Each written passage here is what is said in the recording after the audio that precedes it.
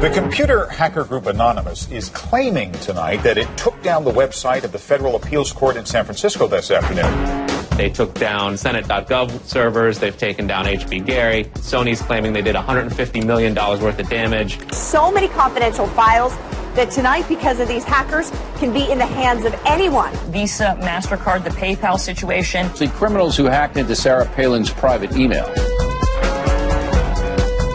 The Church of Scientology says Anonymous is a cyber terrorist group of religious bigots. Anonymous and this other group called LulzSec. They seem to be wanting to prove a point. Anonymous kind of was like the big, strong, buff kid who had low self-esteem. And then all of a sudden punched somebody in the face and was like, holy shit, I'm really strong. And Anonymous calls itself the final boss of the internet. And sometimes it proves to be really fucking true. You are going to violate the freedoms of the internet, you certainly better watch the fuck out. They are kind of the rude boys of activism. There's a real rough edge to them, which I think also is one reason why they garner so much love and hate from people, too. They represent a certain sort of chaotic freedom. Individual, young, nameless, faceless folks are having geopolitical impact. I mean, it's both exhilarating to realize that and terrifying to realize that. It kind of depends on how that power is wielded. We are legion. Please do not forget. Expect us.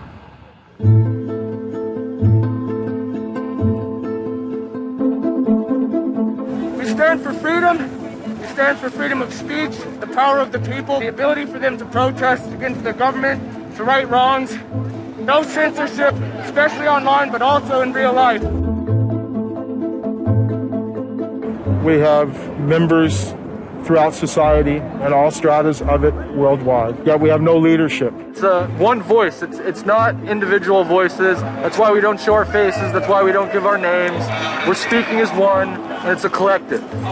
Good timing.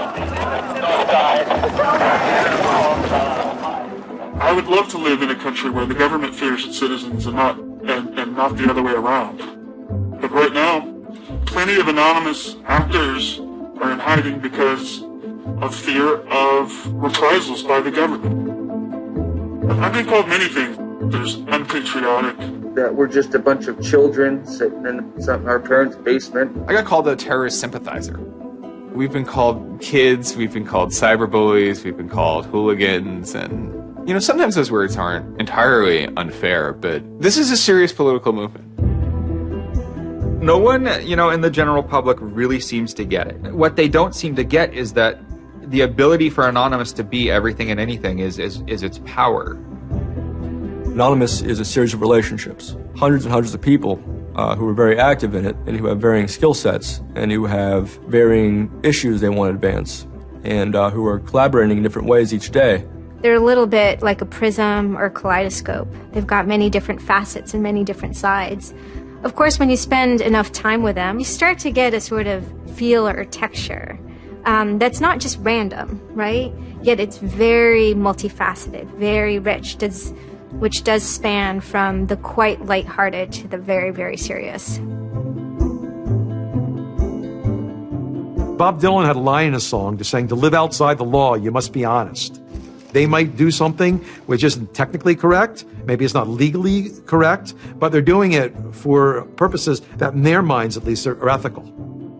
People who know what they're doing, who share an ethos, who have a commitment to exposing and humiliating the man, who have a very low tolerance of lies and what they perceive as evil on the part of overweening power structures. They share information, they share tools and techniques, and they are currently having a very good time. The hacker culture, as we know it, really sprang from one place. It was MIT, and it was specifically the people in the Model Railroad Club, the Tech Model Railroad Club. Hacking originated as humorous pranks. When the guys at MIT put a Volkswagen up on top of the dome of the building, and people woke up and saw the car up there in the morning, or they measured a bridge by the body lengths of somebody, I would say his name was Brian, and discovered the bridge over the Charles River was, 822 Brians. These are funny things. That's where hacking originated, and it migrated into engineering and computer communities. It's witty, it's pranks. I'm Chris Weishopel, former member of the Loft. We don't necessarily say hacking group because it makes it sound like we're hacking, so we used to call it a hackers think tank. Hacktivism was a term coined by a group called Cult of the Dead Cow. The Cult of the Dead Cow was really kind of sort of like a propaganda type of organization. They had a guy who's the minister of propaganda. They're kind of merry pranksters. Like, everything they did was completely over the top. One of the guys there coined the term hacktivism because he saw one of the things his group was doing, which he called hacktivism, was writing software that people in other countries could use to communicate securely, even if their government was spying on them.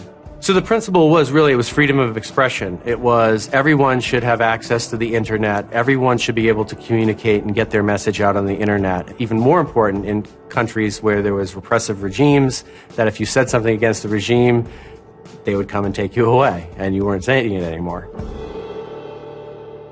Just like in traditional activism, it spans the full gamut from sit-ins or pickets to actually spiking trees and pouring sand in, the engines of construction vehicles. I mean, there's real sabotage. The same thing does all fall under the hacktivism label. There is a spectrum. There's sometimes a strong anarchist flavor to it as well.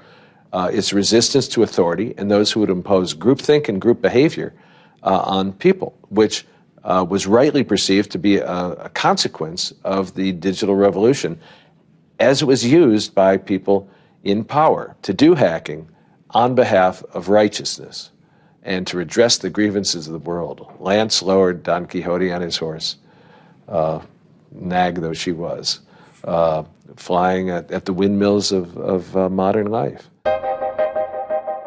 Anonymous grew out of what's known as 4chan. And essentially this is just a website where people can upload images and you don't actually give your name. It's just sort of anonymous. When you look at 4chan, you're often surprised because it looks like a site from like 1995 or something. The idea is very simple. You post a comment and you post a picture. And you can post under your name or anonymously. And it's separated into boards about particular topics. So there's topic on anime, there's topic on weaponry. There's like a 4chan board for origami, and you just upload interesting pictures of origami. And then there was a group called the B board, which essentially was for like anything goes. The first time anybody goes on B, it's kind of an instant revulsion. Because there's never a time that you go on there where you don't see something horrible. That instantly puts off a lot of people. The idea is post something that can never be unseen. Half of the posts on B are there specifically to make people not want to come back to B. It's what you get when people are allowed to express themselves with absolutely no restriction whatsoever. It's the kind of sum of human imagination, and people can get together and think together without any limits or parameters. It's the most vile, disgusting, and funny thing on the internet.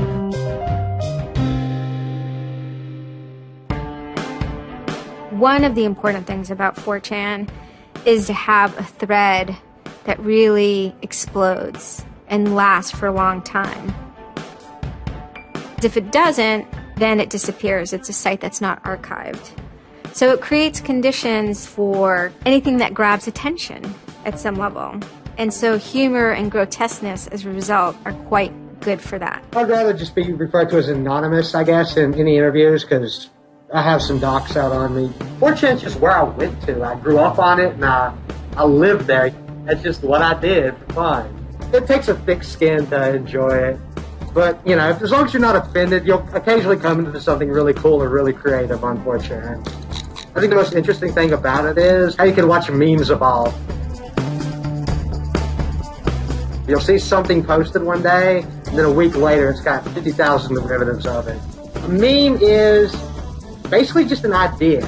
It's kind of like a gene, but in the realm of the idea. A lot of the great internet memes that we all know and love, lolcats, right? Little cats doing funny things, and then they have, Icon has cheeseburger, right? All that stuff seems to start in this like petri dish that is 4chan B-board.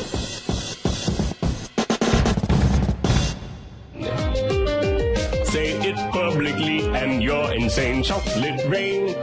Name any meme from the last about 6 years, and I'll bet you either in its first posting ever was on 4chan, or at least one of its earliest revisions that became what it was on 4chan. I can see the food situation is so we'll be on our way. It's basically the best breeding ground for internet culture, as far as I'm concerned. With your neighborhood insurance rates, chocolate rain. 4chan is also very known for acts of trolling. Trolling is a fucking art. Trolling is getting the person you're talking to get as pissed off as they possibly can, and for no reason except for your own enjoyment. Maybe you're trying to illustrate a point, but it's mostly for your own enjoyment. For them, it's funny that like people think the internet is serious business, and if people think the internet is serious business, it's a troll's job to make their life terrible.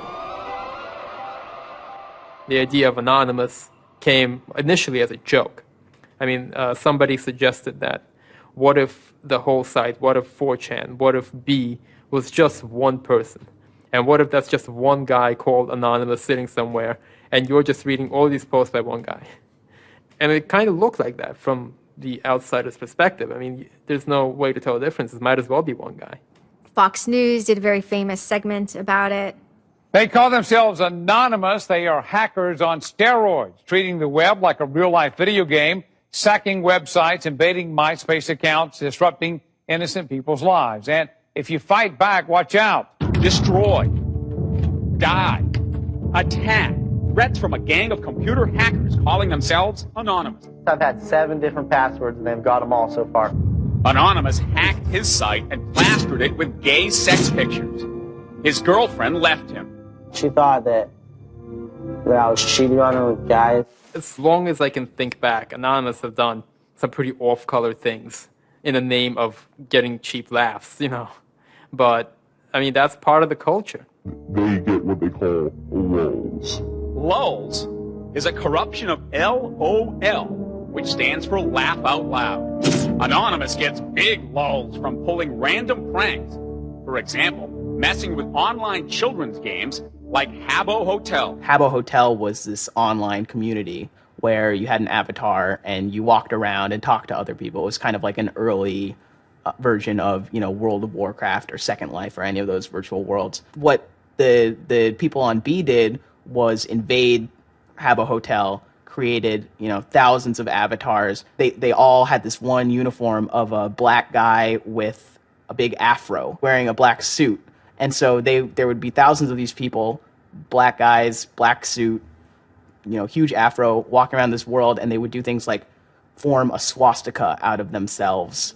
And I think that was a real landmark because it was when they were able to see that, they can use their numbers to do something really interesting and really disruptive. So we blocked the entrance to their pool, and that just pissed them off so fucking much. It was fucking beautiful. That was fucking just wonderful. Wonderful times. Those kids love that pool. They love the shit out of their pool. The goal was actually to offend everyone, simply because the idea that we could offend you by drawing a little shape on the screen was stupid to the people involved in it. They were like, really? You're going to get that mad over us just drawing this on the screen? Wow. Well, you need to refocus a little on life because this should not be upsetting you that much. All these different organizations online, whether it's 4chan or just any website, there's typically a community aspect to it. This is where people have their social relationships. This is where their friends are. This is where they have a creative outlet. And so all those aspects are going into groups like Anonymous, where people feel like they're part of a bigger thing and they're able to express themselves within that group. There were certain words, certain phrases, certain ways people respond to things, certain images that were posted that created a pattern, and that pattern was I guess, the origin of what is now Anonymous. It's like Freemasons with a sense of humor. And so much as they have this common symbology, and one of their chief joys, which is kind of wrapped up in power and secrecy, was the fact that they could recognize each other by referencing these symbols, referencing these phrases. Over 9,000. It's over 9,000! I lost my iPod. Mudkips, anything involving mudkips. So you have this weird sort of international culture developing with people, across the world, wherever they may be. In late 06 and, into early 07, there's a bit of a sea change where instead of just posting a bunch of content or randomly saying we're going to go over to some website and post a bunch of dirty comments against someone, it becomes a little more organized. Welcome to the Hal Turner Show. They went after a guy named Hal Turner. I am being discriminated against because I'm white. Hal Turner was a neo-Nazi who was, big online and had a podcast. I think that the 14th Amendment was not ratified properly, and I think, therefore, it is still okay to have Negroes as slaves in America. The first time I heard about Hal Turner is he was knocking somebody on 4chan. There's a million neo-Nazis out there. But he started picking on our dudes, so we had to go to our dude's fucking defense, and it just so happened that he was a neo-Nazi, so that's a big reason that he's a fucking dickface. Who are you? Where are you calling from? Hola, Hal. This is Pedro. Spick, don't San call. Diego. He was just a horribly racist radio personality who seemed to handle it well when you called in. Like, he could handle being berated by Anonymous. And that made it very interesting. It made it a bit of a challenge. It wasn't some guy who just either crumbled or stopped answering the phone. It was a guy who would yell back. Hal Turner wasn't the first, actual person that, Anonymous had caused trouble for, but the circumstances ended up being significant. They DDoS'd his website, stuff like that, costing him thousands of dollars in bandwidth fees. Denial of service has been around for a long, long time. The equivalent of if you, for some reason wanted to disrupt a bus service, right? You can hire 1,000 extras to all go and line up at the bus station, right, and get on the bus. And so then anyone who was really trying to get on the bus couldn't do it, right? It's as simple as that. When you stop trying to visit, website goes back up, no permanent damage. We DDoSed him, and then we kind of trolled him in real life. We sent countless pizzas to his house. We signed him up for escorts on Craigslist. We sent a bunch of pallets of industrial materials to his house, which he ultimately had to put the bill for. And basically, we destroyed his ability to pay for his radio show, and that took him off the internet. And then they ended up getting some real hackers to help them out. This wasn't sort of pranks. They actually were able to get into Hal Turner's private servers and his mail servers and find some interesting emails that he was serving as an FBI informant, which, if you're a right-wing neo-Nazi, is not a good thing to be. And obviously him being an FBI informant and also his reaction, his sort of douchebaggy reaction to the raids, damaged his credibility within the white nationalist scene, which is a shame. Hal Turner's gone. He's been prosecuted by the feds for threatening judges. What follows is a period of confusion and anger in which, the original Anonymous people, the sort who want to keep Anonymous as this nihilist little, ridiculous group, are upset that now, that the most terrible thing on the internet is now becoming a force for good all of a sudden. I'm Mike Vitale, and my handle is Seth Dude. Now, this is January 2008. Anonymous is strong now. We're not a little dinky fucking group anymore. This is millions of people worldwide, and we're watching. And then Scientology stepped in with a big target on its chest. A video came out of Tom Cruise. It was supposed to be an internal Scientology video, talking about secrets of Scientology. Being a Scientologist, when you drive past an accident, it's not like anyone else. As you drive past, you know you have to do something about it because you know you're the only one that can really help. It talks about you're the only one who can stop, bad things from happening. And so this is kind of widely mocked online. It circulated like wildfire. Instantly, the Scientologists post a DMCA, Digital Millennium Copyright Act. And this is a way that if you own content, you can go to video sites, upload sites, and have your content pulled when someone uploads it illegally. So Scientology's always at odds with the internet, always trying to legally bully people out of fucking them over on the internet. They always did that. And then here they are trying again, but you know what? Anonymous saw that, and they said, oh, you guys just fucked around badly. Like, you're trying to censor our internet. You know, like, are you trying to take a joke away from Anonymous? Like, you don't do that. A few people on 4chan posted, hey, we should grab that video and post it on a few other sites. What followed was this is a term called the Barbra Streisand effect. And this video, as they're attempting to suppress it, went everywhere. Like, everywhere you look on the internet, you were gonna stumble upon this video. Actually, Gawker, the site that I worked for, was, I think, the first one to put it on the website, and we got in a huge legal battle with Scientology, who wanted us to take it down.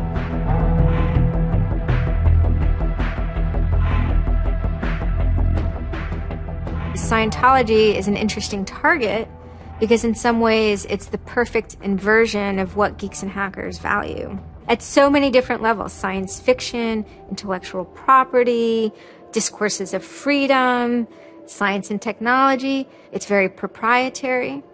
It's closed.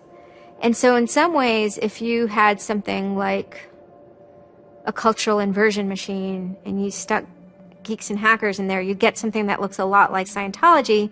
So it's quite offensive, and there's a real pleasure in attacking your perfect nemesis. And people who knew what Anonymous was to begin with were like, oh my God, Anonymous is going to go to war with Scientology. This should be really interesting. Especially because it's two weird-ass groups. I mean, I've been an Anon for a long fucking time. I know Anonymous is really strange. They're weird, and the stuff we like is weird, and it's really not mainstream at all. Now you have Scientology. Also really weird. A lot of crazy shit goes down. Anybody on the outside who's seeing this is going, let's watch these two retards fight. Like, both their pants are going to fall down, they're going to triple, and then it's going to hurt everybody, and it's going to be hysterical. And then that's when 4chan kind of reared into action, really reared into action. And they started to troll the Church of Scientology. And this took the form of pranking the Dianetics hotline, ordering pizzas. I go to call them on the phone, and it's busy. You know, and that's their main fucking Dianetics hotline. Their Dianetics 800 number, you can't get through because Anons have completely fucking clogged it. And just probably saying stupid shit. The whole idea was just you call them just to keep them on the phone. What's an Ilron? How do I Dianetics my face?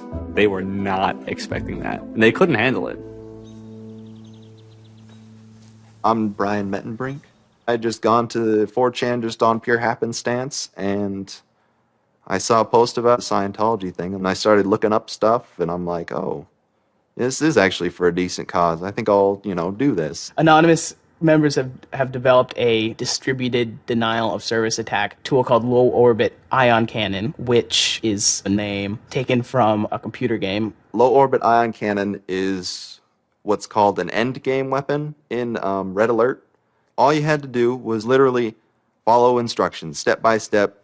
You do it, you put in the site, you see that the IP is correct, you make sure that all these settings are good, and you hit the button, and off it goes. And what it does is it tells Scientology.org, in this case, it tells them to send their website to my computer about, I think it was 800,000 times in a weekend, and I'm pretty sure I probably took it down myself a couple of times. It felt like you were making a difference, just you yourself, and you didn't even have to leave your home, And one of the guys said, we need to make a video. We have to make a video. Hello, leaders of Scientology. We are Anonymous. When the video came out on January 21st, that was one of the first times that Anonymous, as a culture, started referring to itself as Anonymous as a movement. That video probably changed everything. We are Anonymous. We are Legion. We do not forgive. We do not forget. Expect us. It basically looked like if a computer was going to tell you that he was going to beat the shit out of you, this is what it would look like. That one video really galvanized that moment of innovation. That's exactly like with that video, internet activism, as it's known today, was born. And you just see this consensus forming that it's going to happen. So we made the code of conduct. Don't bring weapons. Dress accordingly. Cover your faces, because they will try and find out who you are and screw with your life. Rule number 17. Cover your face. This will prevent your identification from videos taken by hostiles. Scientology has a history of harassing, stalking, and just generally doing horrible things to its critics. So people needed a way to hide their identities. A lot of people had very legitimate fears. They don't want to be followed home. They don't want to be stalked. They don't want to put their families and themselves in danger. Everyone was going, well, we're going to wear a mask. What's the only fucking mask that we all already know or have a joke about? And it's the Guy Fawkes mask. You see the movie V for Vendetta, the ending scene where everyone's wearing the Guy Fawkes mask. That is very reminiscent of what Anonymous thinks Anonymous is.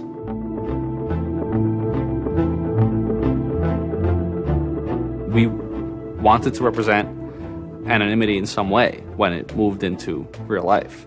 I think that the Guy Fawkes mask was one of the most natural things to happen. It is the idea that none of us are as cruel as all of us. You have this massive crowd of people who are anonymous that is going to fight against a bigger thing and win. Even after watching the video, it's like, yeah, this is great, but who's actually going to do it? Who's gonna step up? Are people actually going to get out of their house? And I guess we were really affected by the stereotype of that whole community, they're being internet nerds, that too afraid to leave their mom's basements. No one thought that they were going to come out. This is me on the way there. I haven't slept. I'm very fucking tired. And I remember going to the park that day, and it's really fucking early in the morning, which I thought was a bad idea. And I'm smoking a cigarette, and I'm looking around like, where the fuck is everybody? There's nobody here. So here I am, sitting in Bryant Park, waiting for the other announcers to show up. I remember thinking like, oh fuck, like, am I gonna be the only one in the park? Am I gonna walk to Scientology with fucking 6 or 7 people? Which totally defeats the entire purpose of this, because now they could single me out, you know? Then I get up and I start walking around, and I see there's a lot of green balloons over there for some reason. On the other side of the park, there was like fucking 200 people. There was Guy Fawkes masks everywhere, and I'm like, holy shit, this is huge. There's a fucking lot of us. That's pretty good. I had no idea how many Anons there were until we started moving. And it just fucking got bigger.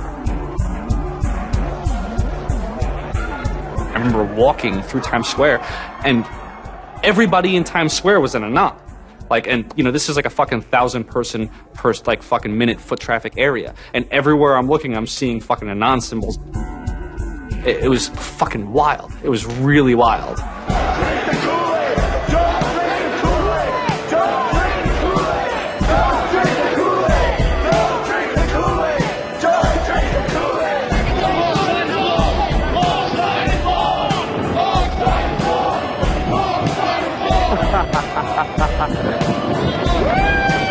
is our fucking race. Hell yeah! So we start getting numbers in. And Sydney. We're thinking that it's going to be 50 people. And before 10 a.m., before even time, there's already 50 people there. And there's still streams of people walking down the streets. A couple hours into it, you know, because I didn't go to bed until 1 in the morning, you know, you're looking at Sydney as, wow, there's 250 people in Sydney. The cops are estimating higher than that for their reports. What just happened? Adelaide, Perth, and Melbourne happened. And, you know, over 200 at each of them. We nearly broke 1,000 leaving Australia. Now, the next protest was Tel Aviv, which had actually gotten its first Scientology building right before this. There were Palestinians and Israelis at this protest, both holding their flags. And at one point, they actually switched flags and held up each other's flags and whatnot. It was awesome to see. I call our guy in London, Britanon, and I say, hey, what's going on there? And he's like, did you just get out of bed? I said, yeah, I haven't even turned on the computer. I just figured I'd call you. And he said, we've got 600 people, and the cops are really, really mad at me. All the major cities were having hundreds of people come out. It was massive. Clearwater had like 300 people. I don't think anyone beat out LA. I think LA had over 1,000 people. We are Legion! The thing that happened was something completely different, and hundreds of people from every city just swarmed the streets. It was kind of overwhelming, a little even scary, but scary in a good way. Soon, you know, we're at around the 10,000 mark, you know, and we were joking the whole time, over 9,000, you know, one of those memes. It was too surreal. It was not believable. You go by what name? We are Anonymous. It was very empowering, especially after people saw the thousands of people showing up. This was it. We owned the world at that point. We all met each other. The idea of an Anon is you're fucking alone until you get to 4chan. you know, and then these people all think like you, you know, and all of a sudden you're not alone. You are with fucking 500 others, you know, they all know the same jokes as you. They all clearly have similar interests as you. Here's your culture. You meet your own people finally. It's perhaps a little surprising. It's not just preteens or teenagers. There's a far more even mix of males and females than you would imagine otherwise. And, you know, there were a lot of, you know, these so-called, you know, guys who weren't socially good. They were very awkward. They still lived at home at 23, half of them virgins. And I'll tell you, the amount of those people who got laid from these protests happening is in the thousands that would not have for years probably. That's why those protests were so important. It was a chance to finally meet other people that were previously anonymous and unknown, and hence it was the moment of the end of their anonymity. Scientology, they kind of fought back, so to speak. They posted stuff online. While claiming they are peaceful, in less than 3 weeks, anonymous members made or encouraged 8,139 harassing or threatening phone calls, 3.6 million malicious emails, 141 million hits against church websites, 10 acts of vandalism, 22 bomb threats, and 8 death threats against members and officials of the Church of Scientology. They wanted to find me. They did. They hired PIs. They started taking pictures of us, threatening to sue us. I did the whole low orbit ion cannon stuff, and then I pretty much just went about my life after that for, I think it's 6 months, and then the FBI showed up here at my parents' house. 2 men got out of the car and took Flashed took their jackets off and laid their guns on the front seat and came up to ask us if Brian was home and explained that they were the FBI and they were looking for Brian, and I've never been so scared. I did the second most damage is what Scientology said. I sent the second most out of everybody. So I got the maximum for my category, which was 1 year in prison and 1 year supervised release. I think, you know, the way I feel is for what I did was one of the most, like, lopsided punishments I've ever, like, read about or heard of. Yeah, I think it's ridiculous, especially the year supervised release where I can't touch a computer for a year. I'm not sure what that's supposed to solve except make my life difficult. So that computer behind me back there, I could go back to prison if I went over and touched it. I'm very proud of what he did. He stood up for what he believed in. I never would even dream of hurting anybody, you know. It's just not me.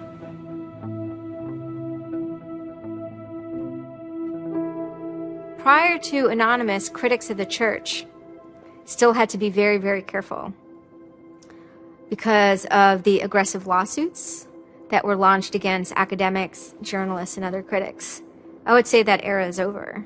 And Anonymous, more than any other sort of intervention, is probably responsible for that change. This actually caused a decent rift in Anonymous. There was one big group, significant group of people who would say, this Chanology stuff, it's cancer, it's awful, it's bad, it's just bringing attention to us that we don't want. One Anon said it well once. There is no leader.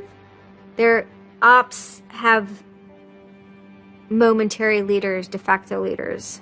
Almost through meritocracy, there's more respected or more persistent participants. Some people participate in a single operation and are never heard from again. It might even be a housewife who just, you know, agrees with that political statement or that protest. I like to describe this with the picture of a bird swarm. Everybody's flying very, very quiet. Suddenly one bird flies into the other direction and the mass fly into the same direction following that person. It's totally okay to say, I'm sorry, I don't take part. When Chanology was running full force, it was like a kid stretching for the first time and actually seeing the real power If you had asked me all throughout 2008 and most of 2009, is the politics of Anonymous always going to be sutured and hinged to the Church of Scientology? I would have said yes. And it became unsutured, unhinged, when a different political wing was born in 2010.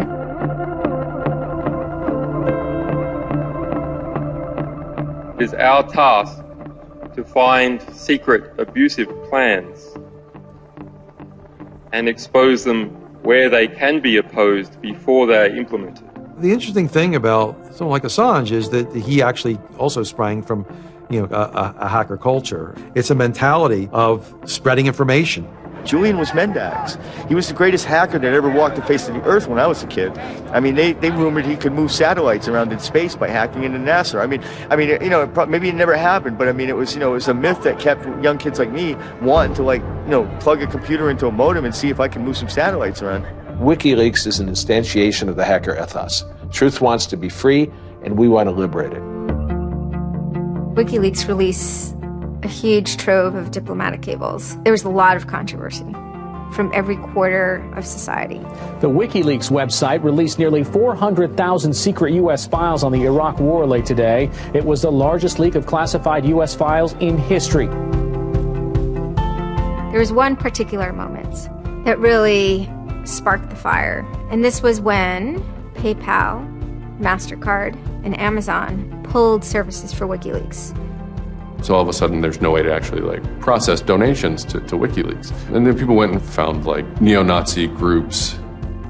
Visa and MasterCard were perfectly fine with you being able to PayPal, being able to make donations to them.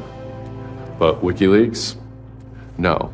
I think WikiLeaks is doing a good thing. It's just a total hypocrisy. They got their little fucking banking mafia to fuck, WikiLeaks over. People were incredibly angry. There was a real sense of rage. Anonymous DOSed PayPal. They were pissed. The numbers of participants were massive. And they managed over the course of a couple of days to disable the websites of MasterCard and PayPal. It was beautiful. Because what you had is people finally stood up for something. My name's Pete Fine. You can call me an internaut or a hacktivist. Telecomics is an ad hoc cluster of volunteer net activists who have spent much of the last year trying to keep the internet running in the Middle East. In kind of the lead up to the Egyptian revolution, we would tweet on people's behalf. We would get people from Egypt who were unable to access Twitter on their own on our IRC network, and we would take reports from them and tweet them out using our account to kind of help them get the word out about what they were experiencing. Some of this shit is personal. And one of the things about the movement as a whole, when Egypt rolled around, is that Egypt broke us emotionally. Watching in real time with live feeds that we helped set up, Egyptians get massacred with machine guns. It was different, and I have never in cyber activism wept before. It's never bothered me like that. It's never been able to touch me the way Egypt touched me. And then January 27th, January 28th rolls around, and the Egyptian government starts shutting down the internet. I mean, just for the whole country. The whole country. There's this fantastic traffic graph that you can see the traffic coming out of Egypt, and it looks like, like this, and it goes like that. Just totally stops.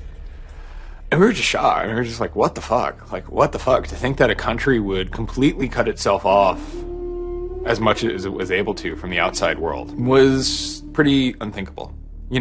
We know bad things go on in the dark places. That's the kind of thing that could start riots. I think when Mubarak did what he did, I think it really upset people here as well as in the Middle East. I put myself in their place, and I found myself in a desert of nothingness because he just wiped out everything that my world incorporated. That just showed me and everybody else that the same thing can happen at any time, at anywhere, in any government. Anonymous and the people on the internet stood up and said, go fuck yourself. You want to shut down their internet? Fine. The people on the internet will show them how to turn it back on. A lot of my friends helped with encryption, helped people on the ground in those countries validate SSL keys and certificates, and really showed them how to subvert their government and become free. And then Telecomics started to tweet connections to the internet, dial-up connections. In Egypt, the care package we put together included some kind of our comms information, the ham radio and dial modem details. In total, we helped coordinate and run about 500 dial-up modem lines. We also Googled up treatments for tear gas and other kind of basic medical treatment and found folks who could translate that into Arabic. Sort of put this together in a nice one-page PDF and fax, and off it goes. President Hosni Mubarak has decided to step down from the office of President of the Republic.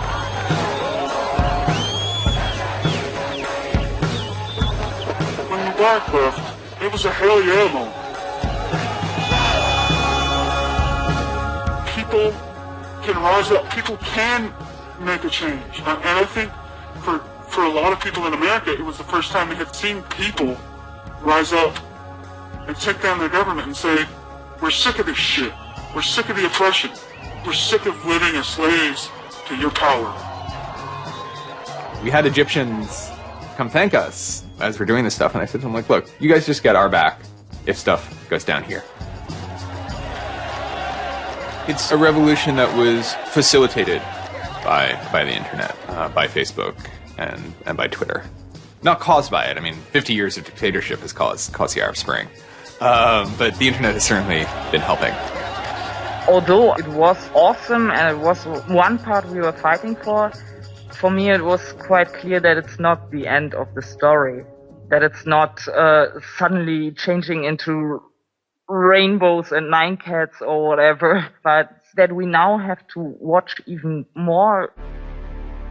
Suddenly on February 5th, Financial Times article comes out that we all see. And it's quoting this guy named Aaron Barr, who's the CEO of HP Gary Federal, which is an intelligence contractor. And Aaron Barr is telling his Financial Times journalist, Joseph Min, that he's been secretly monitoring the AnonOps server where all this is going on, and has done so for several weeks, and using his own custom brand of information operations techniques, has managed to identify the alleged leadership of Anonymous, including 25, quote, lieutenants, unquote, some sort. We have to see this document. Everyone wants to know. We don't need to destroy him. We don't need to destroy his company. So they get it. It was unbelievably easy to get into that network. Now, to put that in hacker terms, Anonymous is a hornet's nest. And Barr said, I'm going to stick my penis in that thing. The HB Gary hack brought about 70,000 emails. Probably the most important ones had to do with a proposal that HB Gary had already formulated. It was packaged up as a nice PowerPoint presentation. Kind of act as privatized agent provocateurs, where they were going to discredit WikiLeaks. HB Gary was proposing submitting fake documents to WikiLeaks, and then when discovered as fake, the error could be called out and it would discredit WikiLeaks. Right. So there's a lot of specifics that I can't talk about. So let me try to answer that though in a general sense. Well, first of all, it's probably no surprise to anybody. I'm not a big fan of WikiLeaks. I think that the broad purpose of trying to get as much information, proprietary or classified information for the government, and expose that is an extremely destructive and dangerous purpose. The proposals involve conducting information war on WikiLeaks and its supporters, creating dissension within WikiLeaks, DDoS attacks. You also wanted to launch cyber attacks on WikiLeaks infrastructure to get information on document submitters. Well, one thing I guess I want to make sure is clear is, none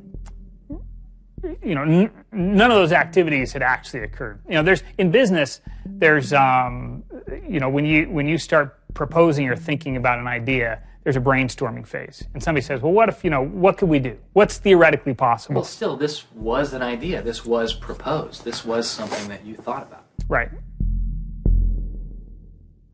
They also wanted to go on a campaign kind of targeting Glenn Greenwald, who's a reporter for Salon, who's an outspoken kind of critic of the government and supporter of WikiLeaks. It seems like you're trying to attack a journalist here. Yeah, and I don't want to talk too much more about Glenn Greenwald, but other than, what I previously said is, there was never an intent to attack journalists. Not on my part. Nor I guess I should say I should generalize that and to say that I would never just outwardly attack a journalist, other than if I felt that there was a journalist in my mind that was acting unethically. That's a fair game for having a public discussion about. They were walking a very fine ethical line at points, and in many cases, the mass opinion is no, they stepped well past it. I will not support broad theft of information released to the public, because that's nothing but destructive.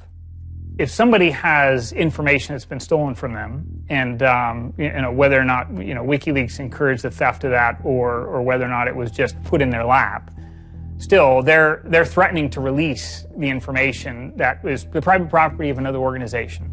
So your choices are to just allow that to happen, or to try to stop it. How offensive is too offensive? We've certainly seen a lot of strategy coming out of governments across the world now saying, publicly admitting that they need to develop better offensive strategies in cybersecurity, because defense as a whole, it isn't enough. It never is enough. In the court of public opinion, that took H.B. Gary quickly from being a perceived victim to being a perceived villain themselves. It was becoming harder and harder to distinguish the good guys from the bad guys. And then, kind of seemingly out of the blue, there was something by the name Lulzsec that sailed into the seas. Lulzsec, it's sort of a group, mostly from Anonymous, who, large part of the same people who hacked H.B. Gary. And they decided to form this little group and just carry on operations sort of outside of the purview of Anonymous for a while. They hacked whatever they wanted, they released whatever they wanted. It's almost like they had no rules. They just said, this is what we're going to do. We're going to stir up the cart. We're going to make some trouble. We're going to make some waves. And they did. The majority of time, the majority of Anons are not doing anything particularly illegal. When they are, a huge number of them try to do that in a very specific political context. For those people, what Lulzsec was doing, they were funny, but they were attacking random targets. They were breaking the quasi-rules by attacking media. PBS's Frontline runs a documentary mainly focused on Bradley Manning, the alleged leaker to WikiLeaks. And a lot of Bradley Manning supporters didn't like it. They hacked a website putting a story that Tupac and Biggie had kind of escaped the world of celebrity fame and attention and retired quietly and discreetly in New Zealand.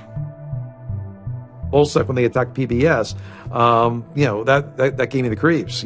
As a journalist, I'm not too thrilled with the idea of someone judging that we don't like you to write that. We don't like your reporting, so we're going to shut down your website. I'm uncomfortable with that. It could be me, and I could be writing something about a group that they didn't like, and I'm happy to sit and talk with them about it. But don't shut my website down. This is obviously about freedom of speech, so attacking the press would sort of be a bit of a contradiction. So people always said, well, we shouldn't do that. And obviously Lulzsec had a completely different agenda, so they had no problem doing it. Activism started to become sort of, I would say, almost more nasty, using, sort of more no-holds-barred kind of attacks, sort of more vicious attacks.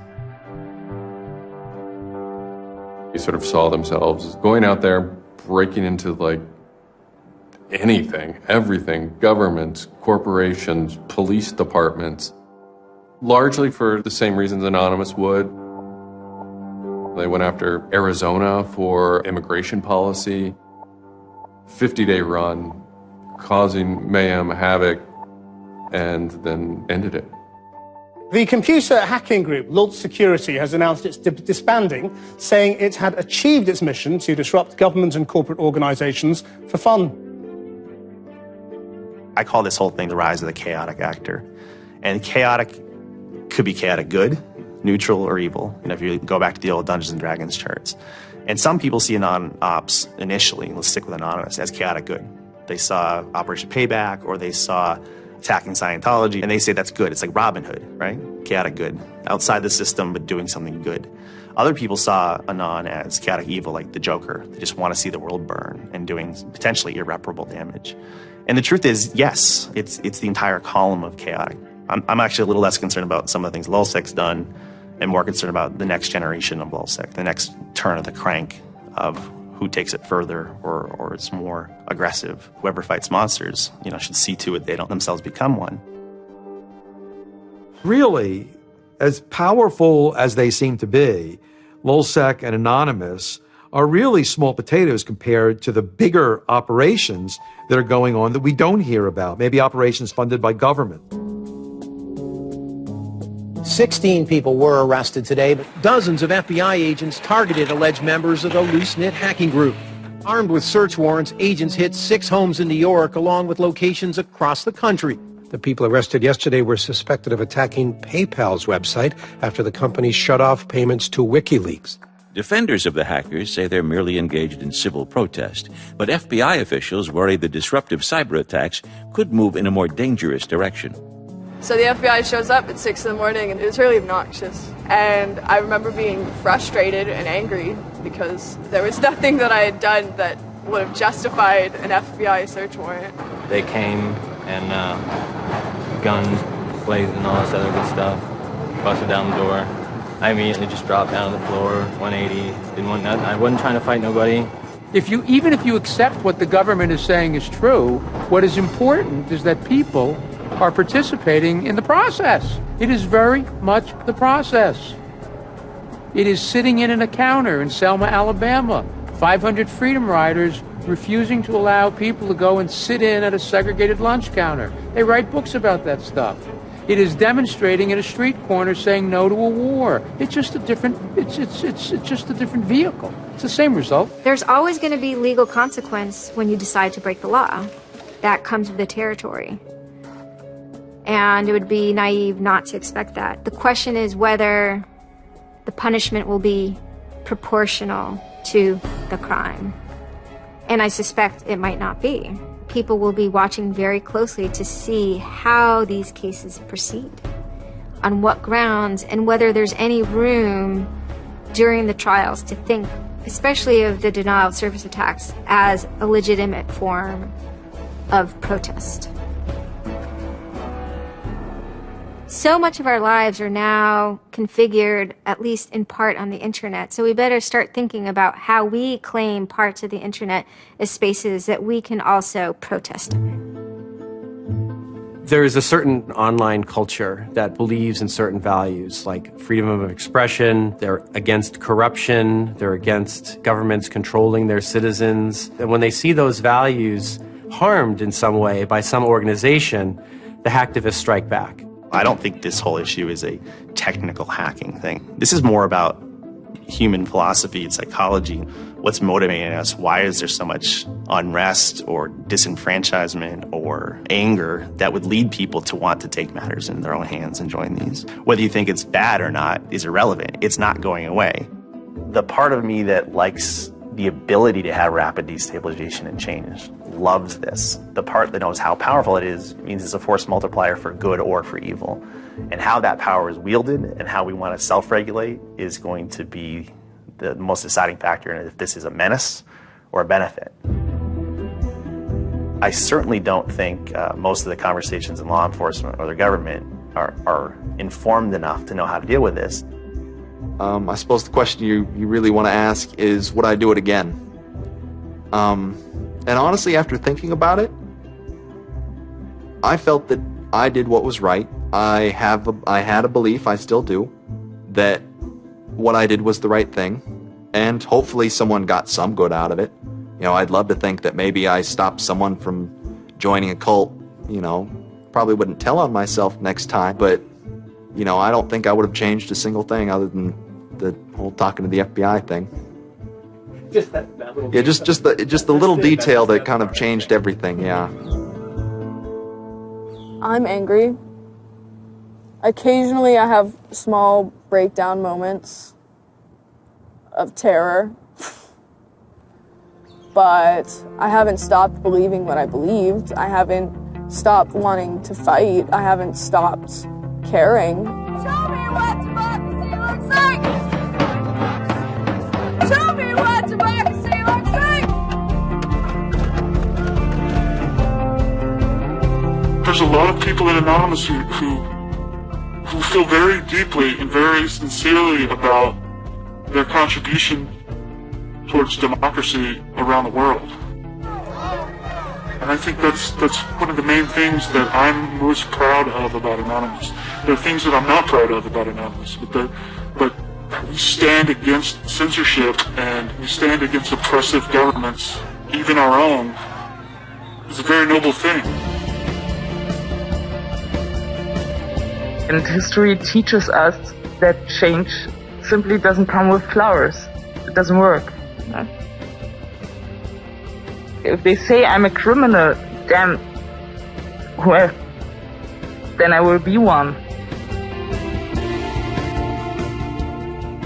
I don't care if you're a Democrat or a Republican or an independent or if you like Ron Paul or if you worship pigeons or Scientology or if you're Catholic or atheist or Methodist. I don't care about that. Your opinion matters. I don't care if I disagree with it. I don't care if I hate your guts. Your opinion matters.